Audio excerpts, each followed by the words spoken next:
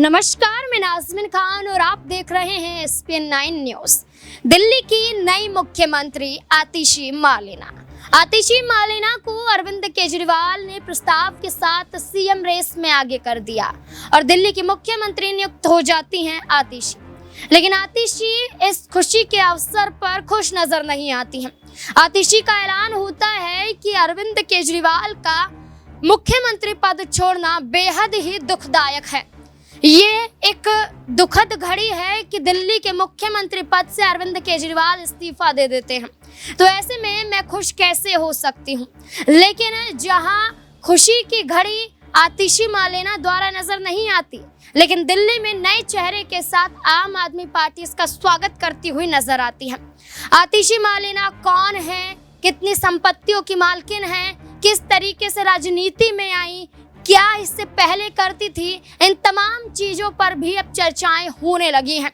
आतिशी Marlena का CM पद पर बैठ जाना और उसके बाद आतिशी की निजी जिंदगी पर तमाम खुलासे लगातार होते हुए नजर आ रहे हैं। कौन है आतिशी मार्लेना और कैसे राजनीति में कदम रखा, कितनी संपत्तियों के साथ राजनीति में नजर आती हैं आतिशी मार्लेना, ये रिपोर्ट देखिए। आतिशी दिल्ली की नई मुख्यमंत्री। आतिशी का जन्म 8 जून 1981 को हुआ। उनके माता पिता दोनों दिल्ली यूनिवर्सिटी में प्रोफेसर रह चुके हैं। पिता का नाम विजय सिंह और मां का नाम तृप्ता सिंह है। आतिशी पहले अपना पूरा नाम आतिशी मार्लेना लिखा करती थी। उनके नाम के पीछे भी दिलचस्प कहानी नजर आती है। दरअसल रिपोर्ट के मुताबिक उनके पिता मार्क्स और लेनिन से प्रभावित थे और दोनों को मिलाकर अपनी बेटी के नाम के साथ मार्लेना जोड़ दिया।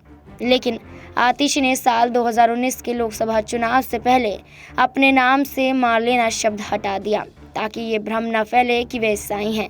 विपक्षी इसको मुद्दा बना रहे थे।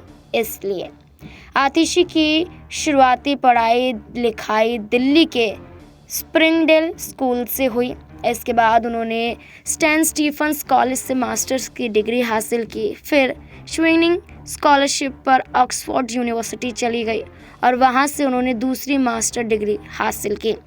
आतिशी आम आदमी पार्टी की स्थापना के साथ ही उसके साथ जुड़ी हैं।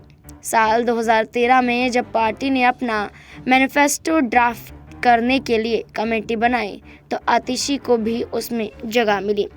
उन्होंने खासकर स्कूलों के लिए नीतियां बनाई और उसको धरातल पर भी उतारने का काम किया। आतिशी साल 2015 से साल 2018 तक दिल्ली के डिप्टी सीएम और शिक्षा मंत्री मनीष सिसोदिया के सलाहकार के तौर पर काम किया करती थी और बाद में एक्टिव पॉलिटिक्स में आ गई थी। कालकाजी से विधायक आतिशी आम आदमी पार्टी की पॉलिटिकल अफेयर्स कमेटी यानी PSC की मेंबर भी हैं।